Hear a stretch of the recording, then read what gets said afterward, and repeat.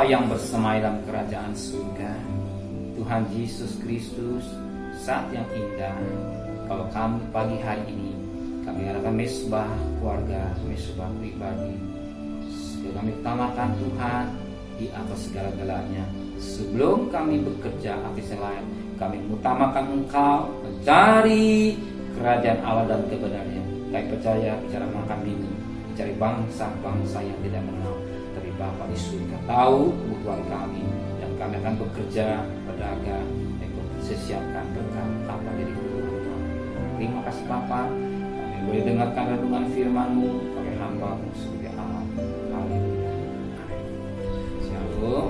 Pagi, mari kita membaca yang terakhir, Amsal pasal 31 ayat 10 sampai ayat 31.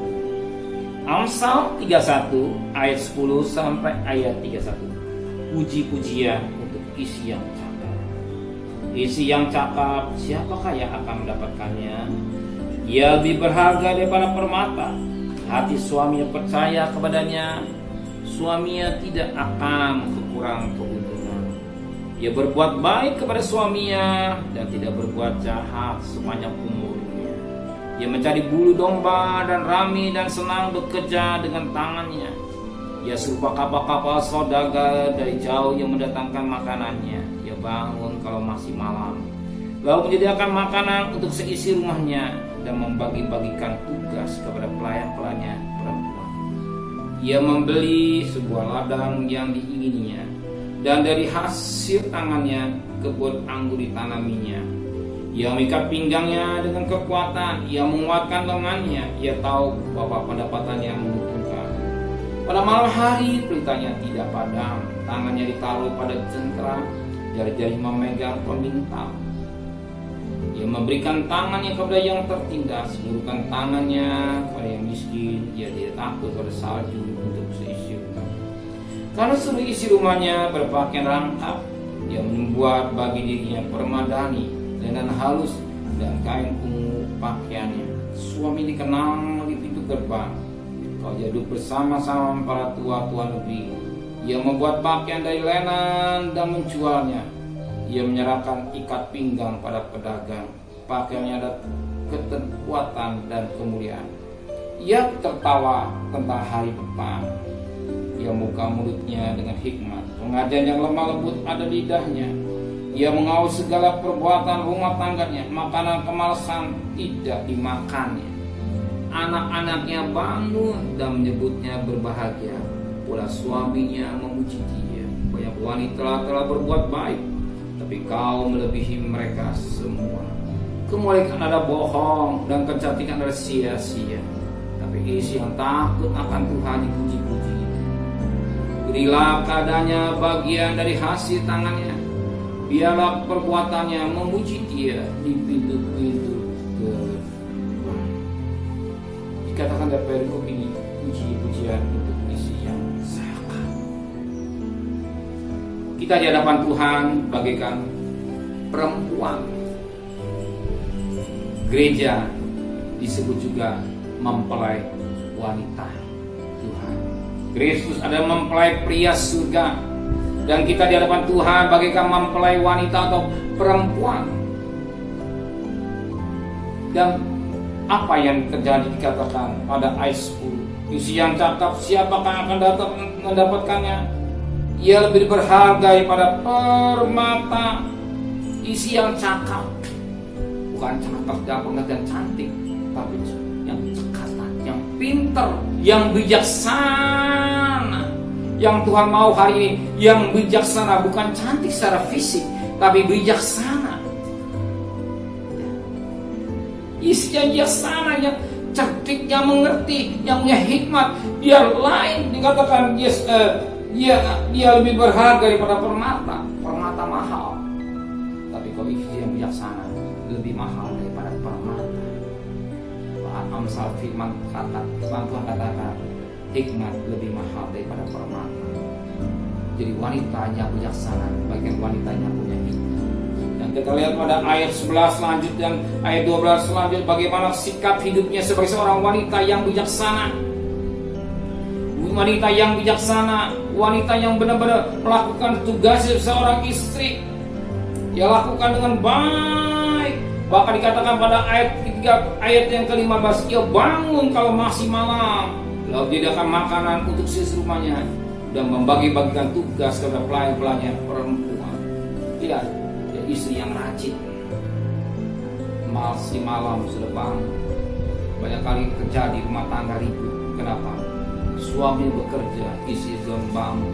Suaminya baru pulang kerja, istrinya tidur. Ingin bahagia, tapi menuntut kebahagiaan, tapi menjadi istri yang bijaksana. Justru suami bangun, istri lebih dulu bangun, memperhatikan apa jadi kebutuhan suaminya. Suami pulang, istri sudah siap menunggu. Yang bijaksana, selayaknya bagaimana menunggu seorang mempelai laki-laki. Banyak kali terjadi, ternyata istri masih tidur. Begitu suami pulang, ya istri yang comberongan, pakai daster, udah seminggu gak cuci-cuci, pabut awet. Dan suami lihat di kantor, dia lihat tetap pegawainya atau sekretaris cantik-cantik, tanya ini asal istrinya umel. Ya, jangan kaget kalau suami ya timbullah sesuatu yang tidak baik. Tapi istri yang bijaksana mengerti dengan baik tugas-tugasnya dengan baik. Iya baik, kenapa? Seperti firman Allah berkata, ayat yang ke-29, banyak wanita telah berbuat baik, tetapi kau melebihi mereka semua. Ini suatu istri jadi puji-puji. Banyak wanita-wanita, tapi engkau melebihi mereka. Adik, istri itu bijaksana, mengerti fungsinya sebagai seorang istri, sebagai penolong, bukan perongrong. Maka kebahagiaan itu turun dengan sendirinya. Ya. Dan kita lihat suami tidak menuntut kemolekan, ya, tapi dia lihat istri yang takut kepada Tuhan. Ya. Sebagaimana ayat yang ke-30, kemolekan adalah bohong dan kecantikan adalah sia-sia. Tetapi istri yang takut akan Tuhan dipuji-puji. Demikian juga kalau kita sebagai gereja, bagi mempelai wanita, kita bijaksana, tapi kita akan dipuji oleh Tuhan sebagai mempelai pria surga. Kita bijaksana, mengerti apa yang jadi maunya Tuhan. Tuhan memberkati kita semua. Amin. Benar di Bapa di surga, gereja adalah mempelai wanita. Biar kami mau dipuji Tuhan, bukan puji datang sendiri, pujian datang dari sikap kami sendiri, cara kami sendiri. Kami mau melakukan kehendak Bapa di surga, melakukan firman adalah baik. Puji sebagai seorang istri, puji sebagai gereja yang peka akan suara Roh. Kehendak Bapa, bukan kehendak kami, bukan keinginan daging kami, tapi keinginan Roh Kudus. Sehingga kami berjalan hari lepas hari sesuai dengan firman Allah. Sebab firman Allah berkata dalam Roma 8 ayat 11, anak-anak Allah yang hidup dengan pimpinan Roh Kudus. Kami juga menjadi anak-anak Allah yang hidup dalam pimpinan Roh Kudus. Apalagi kami menjadi mempelai wanita yang siap bertemu dengan Tuhan. Sebab firman-Mu berkata, engkau yang mendapatkan gereja yang tidak cacat dan celah. Kami berhias diri kami bukan bedak, tapi melalui firman-Mu yang siap cacat celah kami, sehingga kami tidak cacat dan celah dalam pemandangan Tuhan. Terima kasih Bapak, kami akan bekerja, kami akan berdagang, kami percaya engkau Yehova Jireh. Engkau sudah siapkan berkat-berkat secara khusus. Jangan satu pribadi pun yang bekerja atau berdagang terpapar virus corona. Engkau tetap menyertai. Kami percaya kami mengandalkan kuasa darah Kristus. Lebih pada Tuhan, kembalikan kami pada besok pagi dan tubuh yang sehat, dan keluarga kami semua dalam keadaan sehat walafiat. Terima kasih Bapak, berkati Bapak Presiden, Wakil Presiden, para Menteri, Gubernur, Bupati, Wali Kota, Camat, Lurah, RW, RT, medis, relawan, bahkan TNI, Polri, mereka Tuhan yang bekerja garis depan, tetap di kekuatan tenaga esa, pelihara keluarganya sebagaimana Kau pelihara mereka semua Tuhan.